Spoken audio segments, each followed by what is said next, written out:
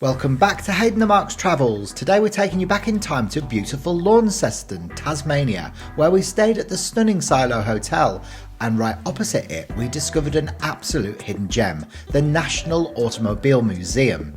And honestly, we loved it. Now, I've always been into classic cars and I've got a bit of a dream of owning one someday. Ideally a Morris 1100, something simple, charming and hopefully not too dramatic on the road. But the cars in this place were on another level.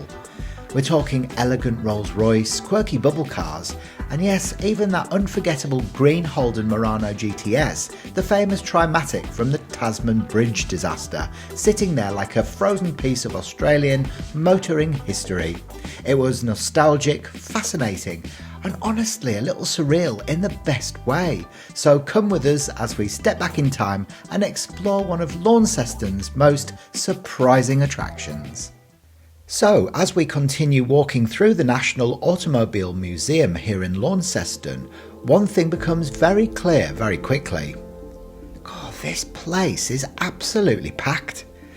And it's not just packed with cars, but packed with personality, history, and a really impressive mix of everything from everyday classics to absolute dream machines. It's one of those museums where you don't really know where to look first because every direction has something completely different going on. So we just slowed down, took our time and started exploring properly. One of the first things that really stands out is just how international the collection is. You've got beautiful European classics like Lancias, a classic Volkswagen camper van and an old Citroen, each one completely different in personality. The VW camper instantly takes you back to that whole era of road trips, surf culture and slow travel, where the journey itself was the entire point. And then the Citroen, as always, looks like it was designed by someone who completely ignored every rule of conventional car design and somehow made it work beautifully anyway.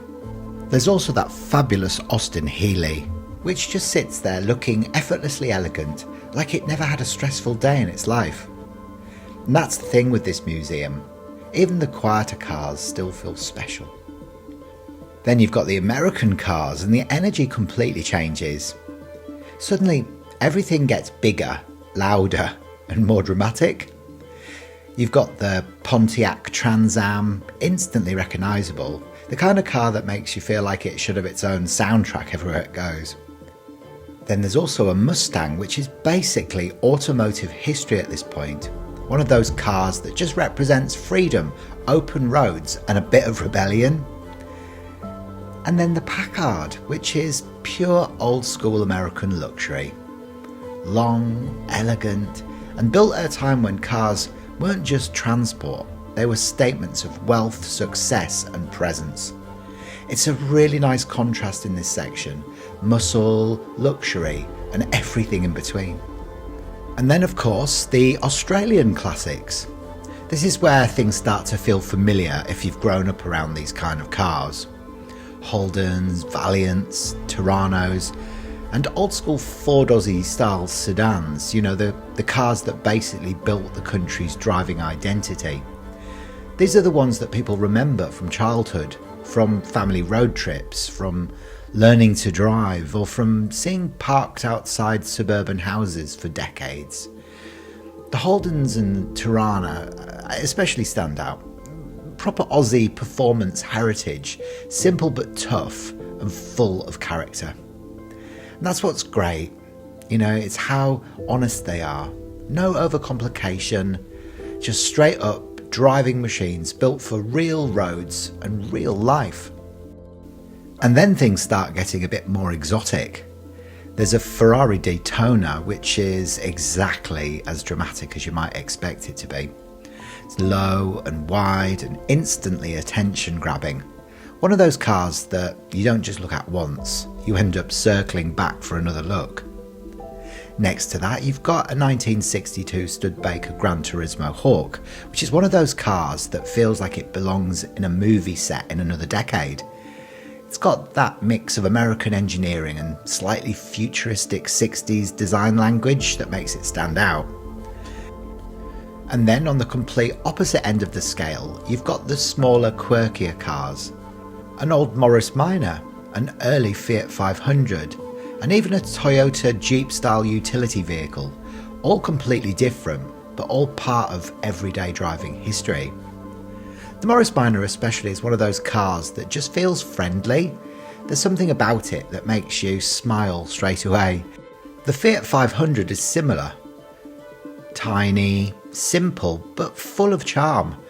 It's hard not to imagine it buzzing around some narrow European streets with someone happily just getting on with their day.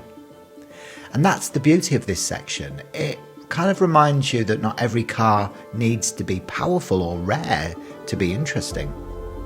Some of the most important cars in history were just practical.